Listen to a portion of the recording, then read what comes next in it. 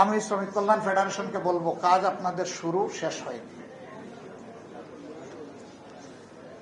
এই নির্বাচনের আগে পরে আমি বিভিন্ন জায়গায় যাওয়ার সুযোগ পেয়েছি। আমি তাদের চোখে মুখে মুক্তির একটা আকাঙ্ক্ষা লক্ষ্য করেছি। একটা জায়গায় খুবই প্রেস্টিজিয়াস জায়গা, খুব সেন্সিটিভ জায়গা, সেখানকার স্বল্প আয়ের চাকরিজীবী যারা, তারা বলল এখানে দাসত্ব প্রথা চলে। আপনারা যদি তাদের ভাষায় ক্ষমতায় যান, আমরা ক্ষমতা বলি না, আমরা বলি দেশ সেবার সুযোগ, আপনারা যদি ক্ষমতায় যান তাহলে এই বিষয়টা দেখবেন। আমি জানতে চাইলাম সেই দাসত্বটা কেমন। যা পাইলাম তা দুঃখজনক। নিজের জুতাও পরিষ্কার করে দিতে হয়, সাহেবানের জুতাও পরিষ্কার করে দিতে হয়, খুলে দিতে হয়, পরিয়ে দিতে হয়। যাকে দেওয়া হচ্ছে তিনি তরুণ, যিনি দিচ্ছেন তিনি বরঞ্চ একটু বয়স্ক। সবই তো উলট পালট হয়ে গেল, মানবতা থাকলো কোথায়?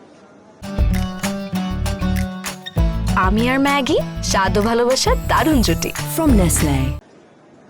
হ্যাঁ, কোনো বয়স্ক মানুষ, কোনো সমস্যাগ্রস্ত মানুষকে যদি কেউ স্বেচ্ছায় এরকম এগিয়ে আসে, খুশি হয়ে সাহায্য করতে, আলহামদুলিল্লাহ, সে আল্লাহর দরবারে সম্মানিত হবে।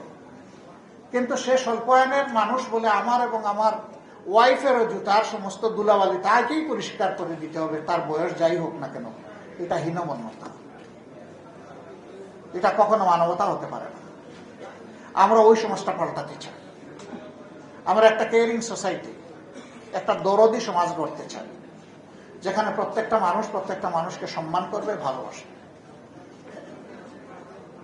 তিনি আমার পরিচিত হোক অপরিচিত হোক, for me enough you are she is an human being.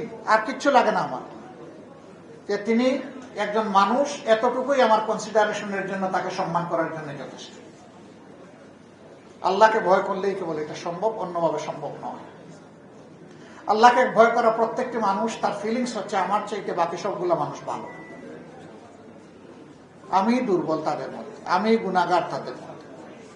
এই ফিলিংস যার থাকবে তার দ্বারা সমাজ যুগে যুগে উপকৃত হবে ইনশাআল্লাহ। শ্রমিক কল্যাণ ফেডারেশনের হাত ধরে শ্রমিক অঙ্গনে সেই পরিবেশ তৈরি হোক, সেই মানুষ তৈরি হোক, আমরা দোয়া করি।